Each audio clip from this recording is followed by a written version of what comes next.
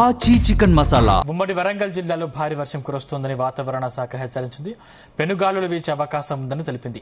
వరంగల్, జనగాం, జయశంకర్ భూపాలపల్లి, జోగులాంబ గద్వాల్, మహబూబాబాద్ జిల్లాల్లో మోస్తారు నుంచి భారీ వర్షాలు కురుస్తాయని వెల్లడించింది. కొన్ని చోట్ల 40 కిలోమీటర్ల కంటే ఎక్కువ తీవ్రత గాలులతో ఉరుములతో కూడిన వర్షాలు పడే అవకాశం ఉందని వివరించారు. వరంగల్, హన్మకొండ జిల్లాలో గంటకు 41 నుంచి 61 కిలోమీటర్ల మధ్య గరిష్ట విపరీతల వేగంతో గాలులు వీస్తాయని హైదరాబాద్ వాతావరణ శాఖ అధికారులు వెల్లడించారు. లోతట్టు ప్రాంతాల వారు అప్రమత్తంగా ఉండాలని అధికారులు హెచ్చరించారు.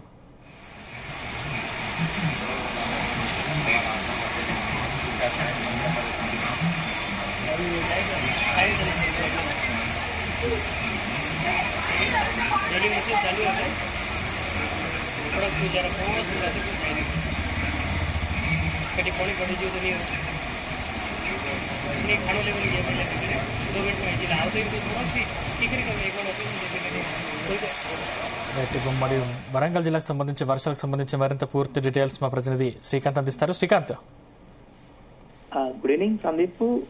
బంగాళాఖాతంలో ఏర్పడినటువంటి అల్పపీడన ధోని ప్రభావంతో కూడా ఉమ్మడి వరంగల్ జిల్లా వ్యాప్తంగా ఉన్నటువంటి పలు ప్రాంతాల్లో కూడా భారీ నుంచి అతి భారీ వర్షాలు కురుస్తున్నాయని చెప్పొచ్చు.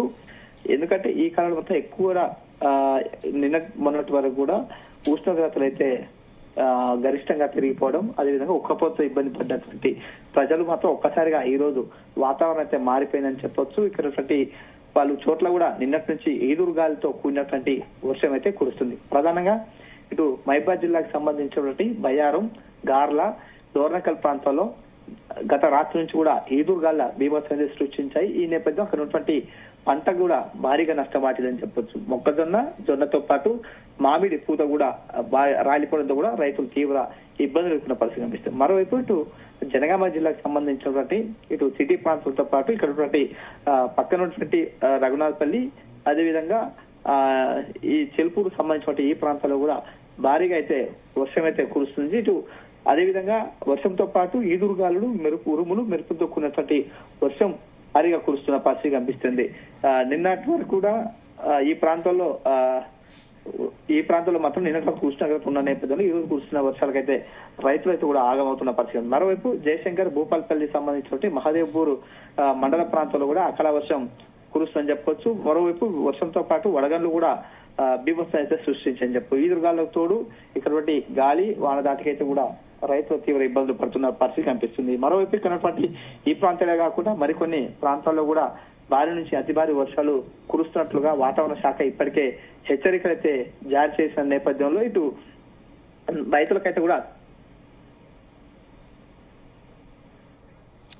శ్రీకాంత్, ఈ వర్షానికి ఎన్ని రోజులు ఉండే అవకాశం ఉంది? సుమారుగా ఈ యొక్క వర్షాలు మాత్రం మరొక 2 నుంచి 3 రోజుల పాటు వర్షపాతం ఉండే అవకాశం ఉంటుంది. ప్రధానంగా ఇక్కడ ఉన్నటువంటి మహబూబాబాద్, అదేవిధంగా జనగామతో పాటు వరంగల్, జయశంకర్ భూపాలపల్లి జిల్లాలో మాత్రం ఎక్కువ కూడా వర్షాలు కురిసే అవకాశం అయితే ఉంటుంది. ఈ క్రమంలో ఇప్పుడు రైతులకైతే తీవ్ర నష్టం అయితే వాటిల్లుతుందని చెప్పొచ్చు. మరోవైపు ఈ వర్షంతో పాటు గాలుల బీభత్సం కూడా ఎక్కువ నేపథ్యంలో ప్రజలు కూడా తీవ్ర ఇబ్బందులు ఎదుర్కొంటున్నటువంటి సిచ్యువేషన్ అయితే కనిపిస్తుంది సందీప్. ఏంటంటే కురువులు, కుంటలు, చెరువులు నిండే అవకాశం ఉన్న నేపథ్యంలో అక్కడ సంబంధించి రైతులకు సూచన చేశారా?